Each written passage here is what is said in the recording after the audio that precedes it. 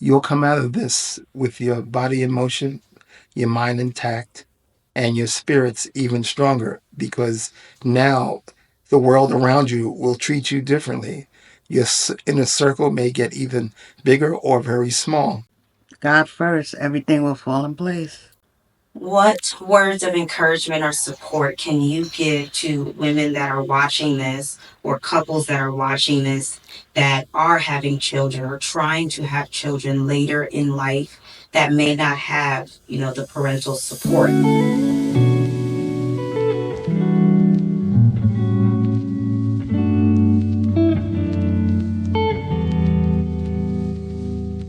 All right, what's up, y'all? Welcome back to my channel. If we have not met yet, Aurelia Michael Holmgren here, based in Los Angeles from New York City. This is my lovely puppy Pepper. My husband Adam Holmgren is behind the camera, and we've got baby Holmgren cooking in the oven, don't we? And to my left and my right, we have my incredible parents, clearly carbon copy. I got his style. I'm going to let them introduce themselves. I'm even going to step out of the frame because I want y'all to focus on how cute they are. This is Mamacita Aurelia, born in Mount Holly, New Jersey. Air Force brat, retired former educator. Good afternoon. This is Roderick Michael, known in my family as Roddy, and among my neighbors as Mr. Rod. Retired educator after 30 years, married to this woman next to me for 38 years, and living and born and raised in the Bronx 67 years. That's enough numbers for now. What were your first thoughts or feelings when you found out you were going to be parents? Well, you had most of the work, so yeah. Well, as a father, uh, what got me right away was I was going to be part of another person coming into the world. And all of a sudden, my level of responsibility shot up 100% because now I would be very responsible for my actions, words, and even thoughts. How were you? Were you excited? Were you nervous? A mix of everything? A mix of everything. I thank God for moral support, which is so, so important. Amen. What are some of the challenges you faced during pregnancy and early parenthood, and how did you overcome them? Moral support from biological, non moral support, that is, from biological family members, was a challenge I don't want anyone to have to face. So I believe in blood is not always thicker than water. No, no.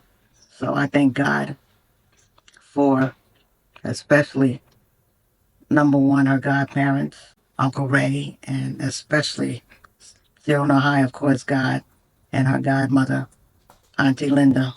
If I didn't have that moral support, I don't know what I would have done. I'm gonna be honest with you, it was one of the most challenging things I've ever faced in my entirety. And look at you now. Now look what God has made you to be, a wonderful, wonderful, wonderful woman. Here.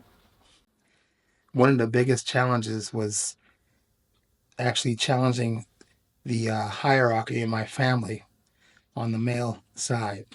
They had already ordained me as the second coming of the new wave ready to give fatherhood a new meaning. And that started with letting them know that uh, the boy was not coming anytime soon, if at all, because they have not been in the delivery room in over 40 years. So they had no clue as to what women were now progressing to and where they have their own bank accounts, they have their own insurance.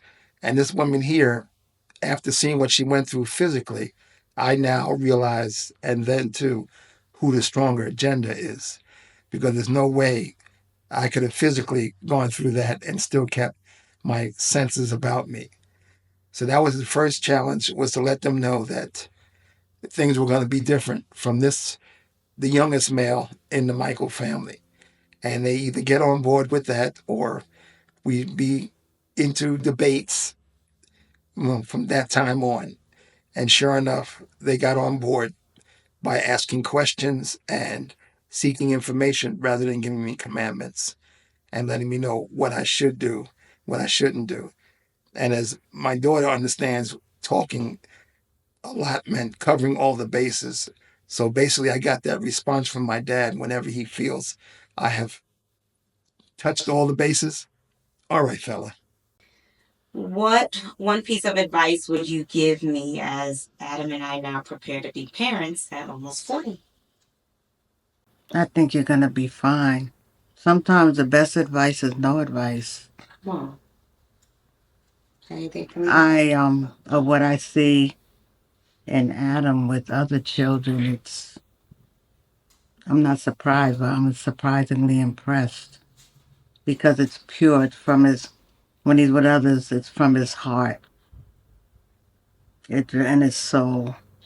And what I love is that he'll get down and dirty with them. But He's a good man, Savannah. he's a very good man. But I have no advice.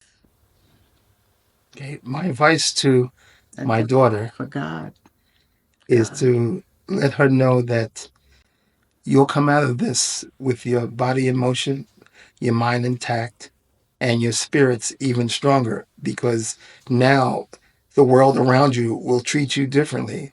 Your inner circle may get even bigger or very small because now you're going to be busy helping another being get their feet in the world. Adam, very simply, me time is now our time because there's no thing where you are now separate from the situation. You're going to be called upon to help out, and that's going to lift your volunteer spirit, where you're going to only always be ready to help out and pitch in because the team is now moving forward toward a championship. Go, coach.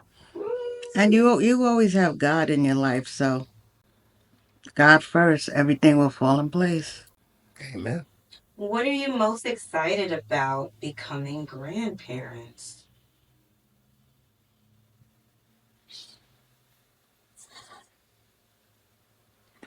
Well, Take a lead, Papa. okay. As I told people when they ask me that question, the simple phrase is, "This is what I trained for."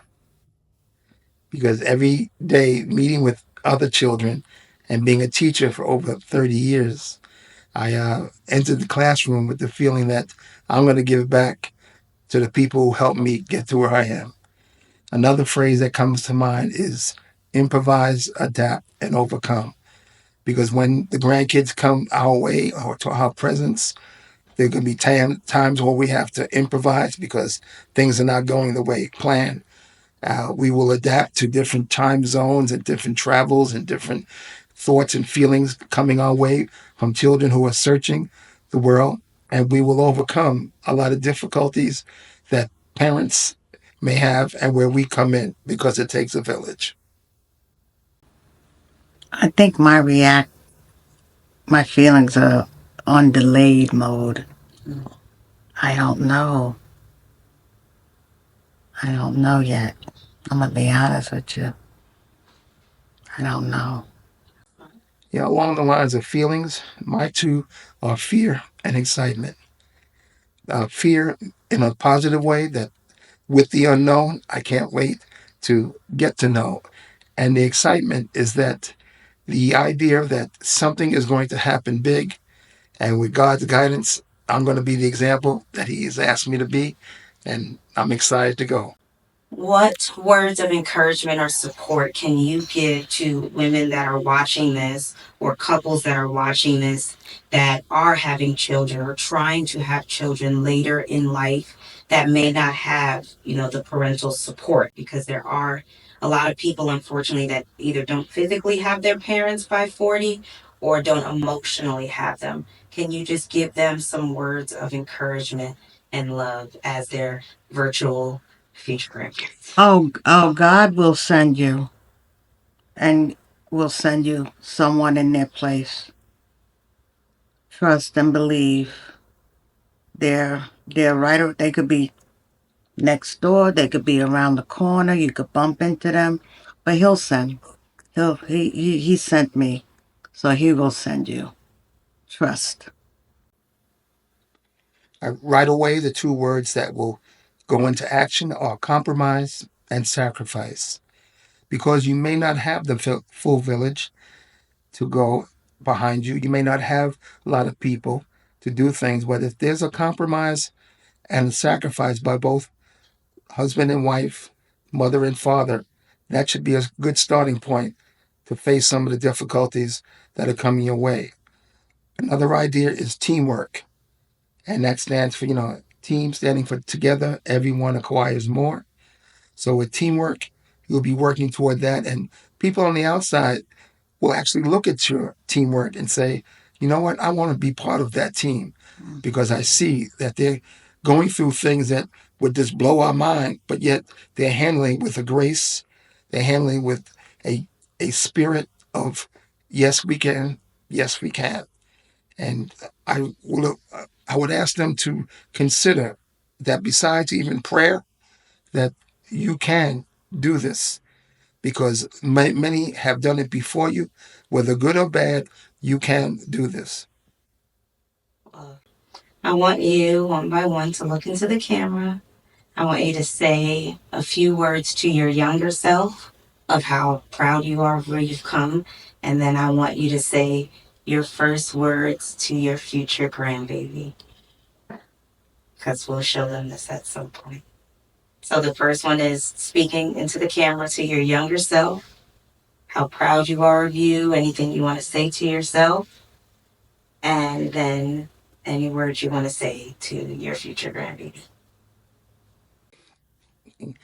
Roddy, it was so glad to see that you have overcome any obstacles and have produced a wonderful child, God fearing, God loving, and that everyone in the family, everyone is happy that you've done that.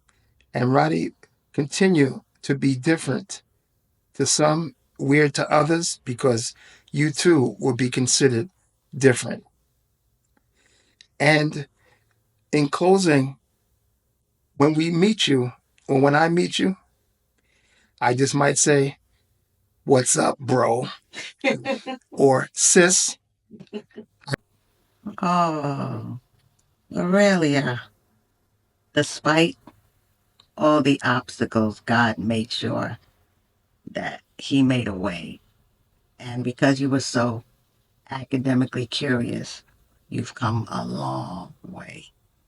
Um, Moral support was so not in your life, and now karma will be bestowed upon your child because you, at a fault sometimes, made sure anyone in your path had moral support.